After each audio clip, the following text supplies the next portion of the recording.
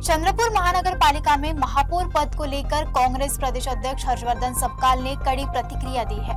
उन्होंने आरोप लगाया कि सत्ता पक्ष ने दबाव की राजनीति कर लोकतंत्र की हत्या की है। काँग्रेसला 31 मतं मिळाली तर भारतीय जनता पक्षाला चंद्रपूरमध्ये महापौर पदासाठी 32 मतं मिळाली आणि ही 32 मतांची बेरीज करत असताना उभाटाने भारतीय जनता पक्षाला पाठिंबा दिला। वास्तविक पाहता उभाटा हा मविळीचा आणि इंडिया अलायन्सचा भाग असल्यामुळे त्यांनी काँग्रेसला पाठिंबा देणं हे अभिप्रेत होतं। मात्र दुर्दैवाने तसं होऊ शकलं नाही आणि याचे परिणाम हे निश्चित स्वरूपामध्ये महाराष्ट्रभर याचे पडसाद उमटल्याशिवाय राहणार नाही अशी आजची परिस्थिती आहे।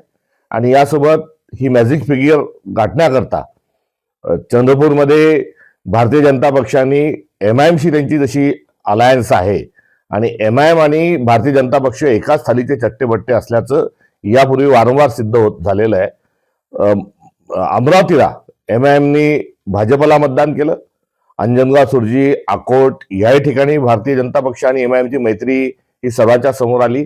तशाच पद्धतीने एमआयएमनी तटस्थ राहून भारतीय जनता पक्षाला चंद्रपूरचा महापौर अतिटरीचा करण्यामध्ये मदत केली आहे। त्याकरताही या निमित्तानं त्यांच्या या अदृश्य युतीचं एक दर्शन महाराष्ट्राला झालं। तर दुसरीकडे नवा मित्रपक्ष म्हणून वंचित बहुजन आघाडी हा काँग्रेसच्या सोबत घेण्याचा एक प्रामाणिक प्रयत्न हा झाला। 2 नगरसेवक हे वंचितचे चंद्रपूरमध्ये होते आणि 2 नगरसेवक गैरहजर राहिले।